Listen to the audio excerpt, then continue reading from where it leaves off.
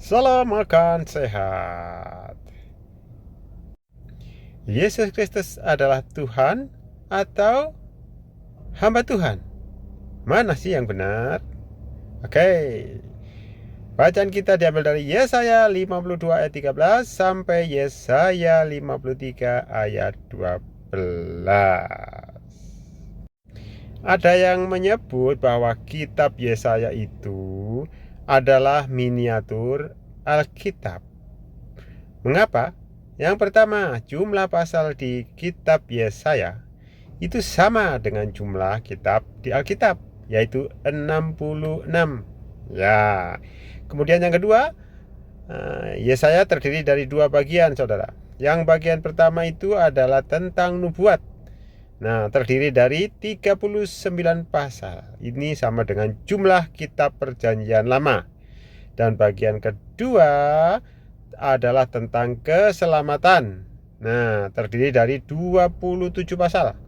Itu sama dengan jumlah kitab Perjanjian Baru. Kemudian yang ketiga, bagian tengah dari bagian kedua dari kitab Yesaya ini adalah Yesaya 53 ayat 5. Yang bunyinya seperti ini.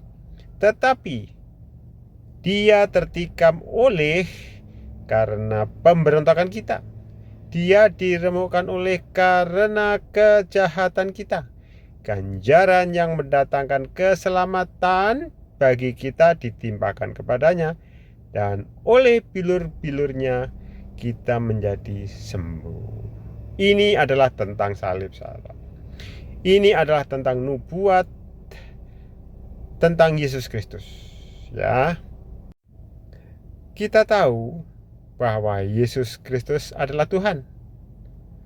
Lantas mengapa Yesus Kristus yang adalah Tuhan disebut di sini hamba Tuhan? Bahkan disebut hamba Tuhan yang menderita. Bukankah dia Tuhan? Sepertinya kok nggak masuk akal ya.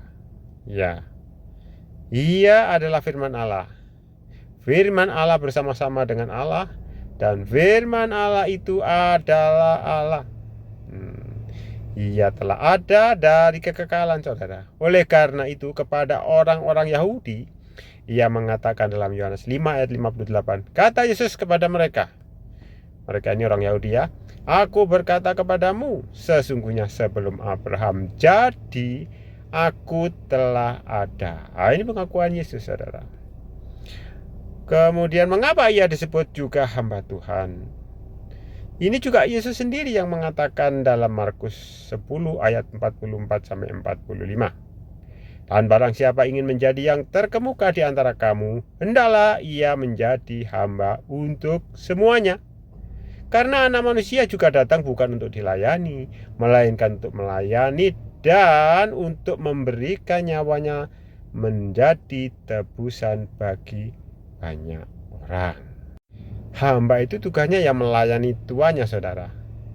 Yesus Kristus sebagai hamba yang adalah anak manusia tidak hanya melayani, saudara. Lebih dari itu, bahkan memberikan nyawanya menjadi tebusan bagi banyak orang. Dan salah satu orang tersebut adalah saya. Bisakah Anda bayangkan penderitaannya? Ia memberikan nyawanya, menyerahkan nyawanya, menggantikan kita. Hukuman yang seharusnya kita tanggung, Yesus yang tanggung. Yesus telah memutuskan untuk meminum cawan dan kutuk dosa kita. Bahkan ia sangat menderita karenanya, saudara. Yesus sangat ketakutan ketika di Taman Getsemani sampai peluhnya menjadi titik-titik darah yang bertetesan ke tanah. Nah, sebagai hamba ia taat kepada Allah sehingga ia berkata, ya Bapa, jikalau engkau menghendaki, ambillah cawan ini daripadaku, tetapi bukanlah kehendakku, melainkan kehendakmu lah yang terjadi. Nah, ini dicatat di Lukas 22 ayat 42. Ya, Yesus Kristus adalah Tuhan, namun ia juga adalah hamba.